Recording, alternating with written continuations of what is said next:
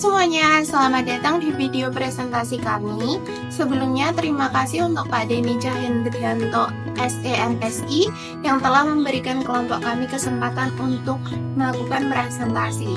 Dan presentasi yang akan kami sampaikan berjudul Teknik-Teknik Penganggaran Modal. Dan izinkan saya memperkenalkan diri. Nama saya Aurora Agustina dengan NIM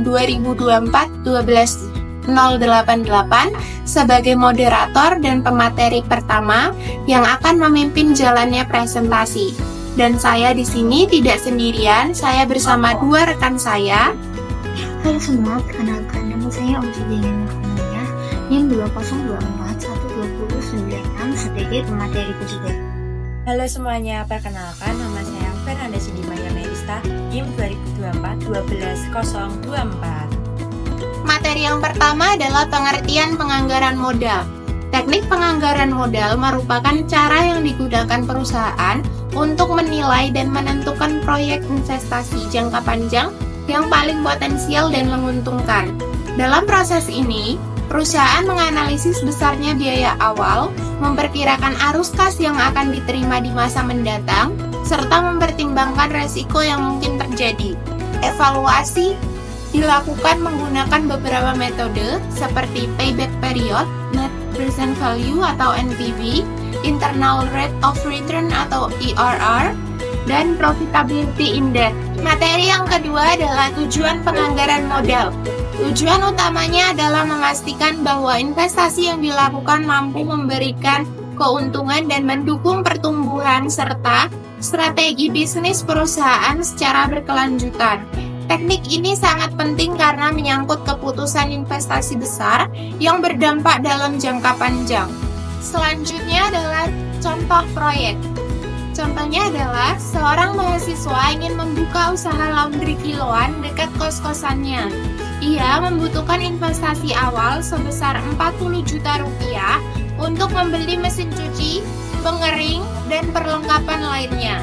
Usaha ini diperkirakan akan berjalan selama 4 tahun dengan arus kas bersih sebesar 15 juta rupiah per tahun. Di akhir tahun keempat, peralatan laundry masih bisa dijual kembali seharga 5 juta rupiah.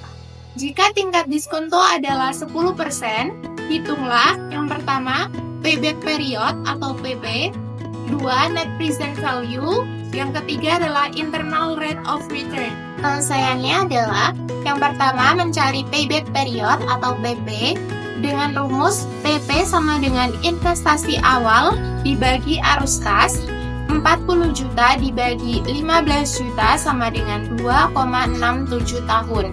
Yang kedua adalah mencari NPV atau net present value.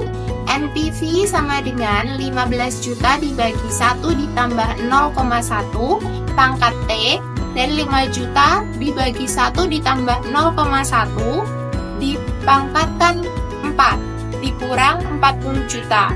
NPV 13,64 juta ditambah 12,40 juta ditambah 11,27 juta ditambah 10,25 juta ditambah 3,42 juta dikurang 40 juta sama dengan plus 10,98 juta. Yang ketiga adalah IRR. Diperoleh secara IRR sama dengan 16% lebih besar dari 10%. Dengan kesimpulan, maka proyek laundry ini layak dijalankan. Di sini saya akan melanjutkan materi selanjutnya, yaitu manfaat penganggaran modal. Manfaat penganggaran modal penting bagi perusahaan dalam mengambil keputusan investasi jangka panjang. Manfaat penganggaran modal ada 8. Yang pertama, menilai kelayakan proyek investasi. Penganggaran modal memungkinkan perusahaan untuk mengevaluasi apakah suatu proyek investasi layak dijalankan atau tidak. Berdasarkan proyeksi arus kas dan hasil yang diharapkan, ini membantu menghindari keputusan investasi yang tidak menguntungkan. Yang kedua, mengoptimalkan sumber daya. Dengan menggunakan penganggaran modal, perusahaan dapat memilih proyek yang memberikan nilai terbaik dan mengalokasikan sumber daya, dana, waktu, tenaga kerja secara lebih efisien. Yang ketiga, mengurangi risiko keuangan. Penganggaran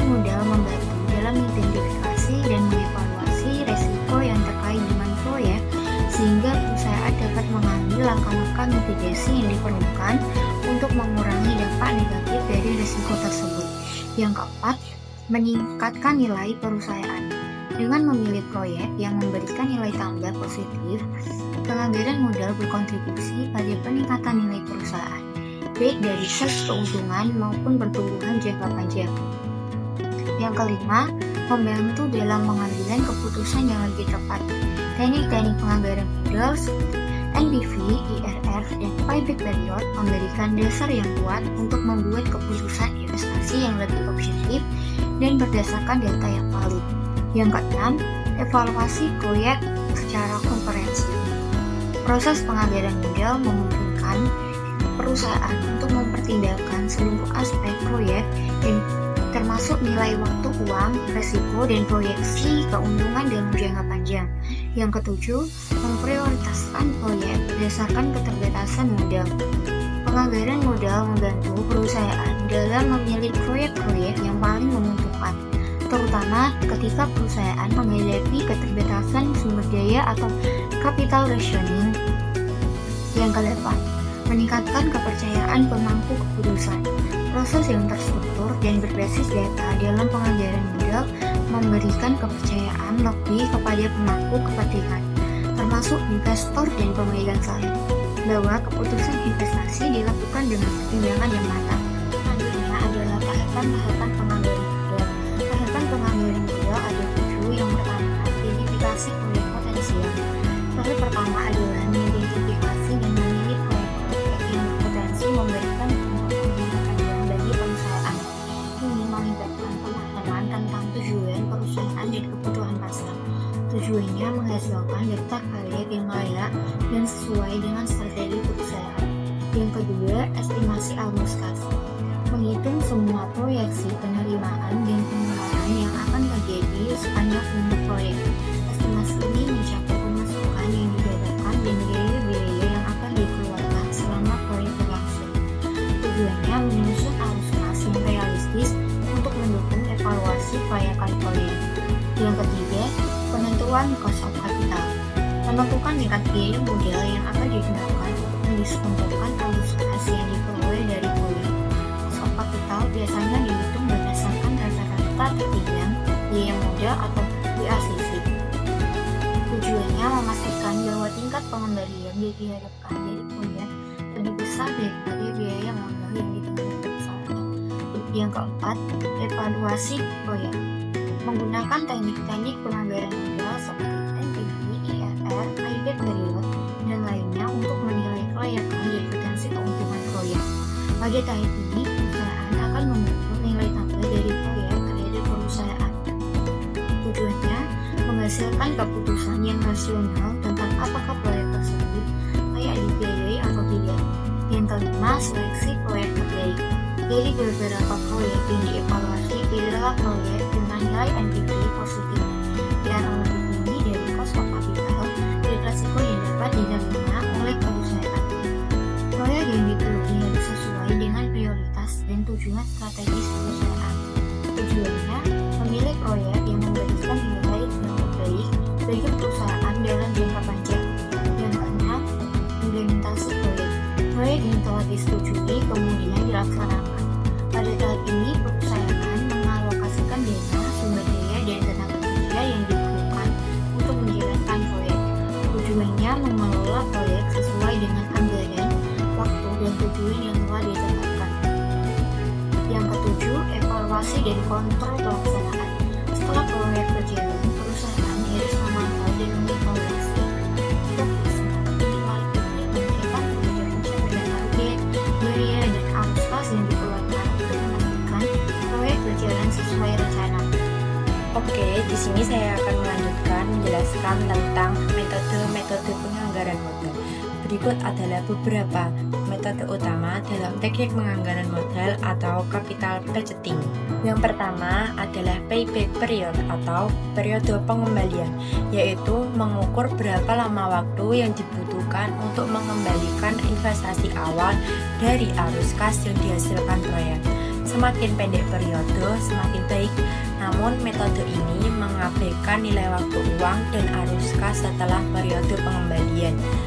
Jadi semakin cepat semakin baik. Yang kedua adalah NPV, Net Present Value, yaitu menghitung selisih antara nilai sekarang dari arus kas masuk dan nilai sekarang dari investasi awal.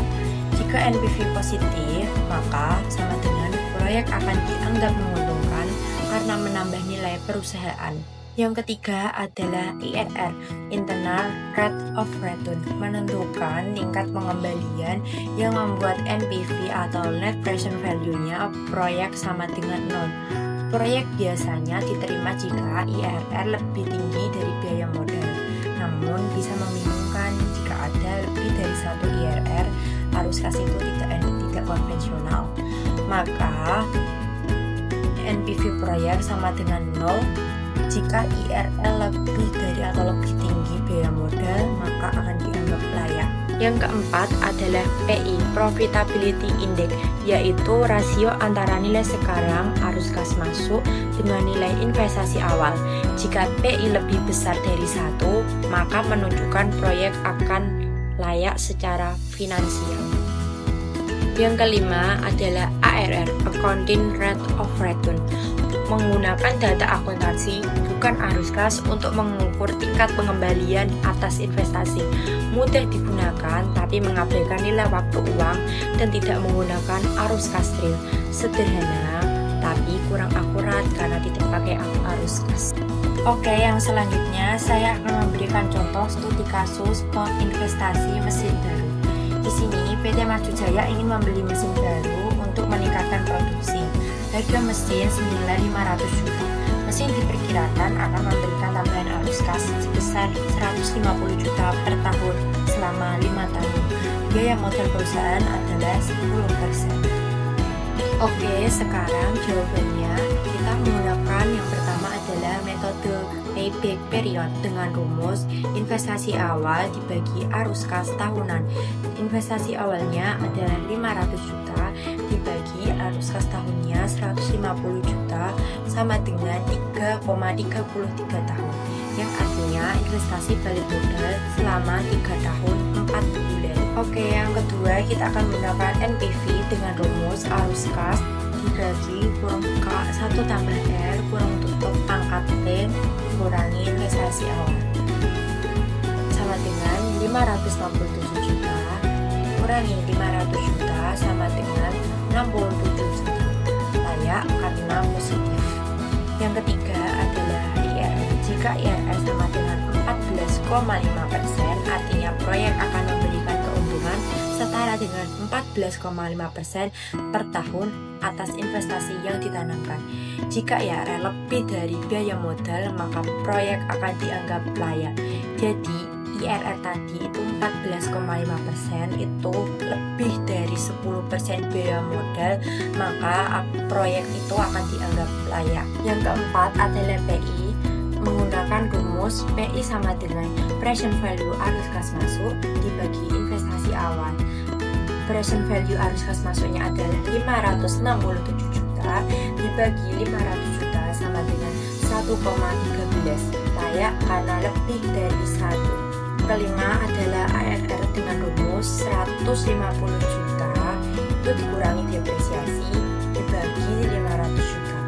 Depresiasi 100 juta itu per tahun itu mempunyai rumus ARR sama dengan rata-rata bersih tahunan itu per investasi awal dikali 100%. Jadi ARR 50 juta dibagi 500 juta dikali 100% tadi sama dengan 10%. Jadi kesimpulannya yang saya jelaskan dan teman-teman saya jelaskan adalah penganggaran modal adalah langkah penting bagi perusahaan dalam memutuskan apakah sebuah proyek jangka panjang layak dijalankan atau tidak. Proses ini mempertimbangkan estimasi arus kas masuk di masa depan serta potensi resiko keuangan yang mungkin muncul. Untuk membantu proses pengambilan keputusan, ada berbagai teknik yang bisa digunakan seperti payback period, NPV, IRR, hingga PI hingga ARR. Masing-masing punya kelebihan dan kekurangan. tergantung situasi dan jenis proyek. Dari semua metode yang ada, NPV dan IRR sering dianggap paling kuat karena keduanya memperhitungkan nilai waktu dari uang dan keseluruhan arus kas selama umur proyek. Tapi tetap saja tidak ada satu metode yang sempurna untuk semua kondisi. Itulah sebabnya perusahaan seringkali menggabungkan beberapa teknik sekaligus agar hasil keputusan bisa lebih seimbang dan masuk akal.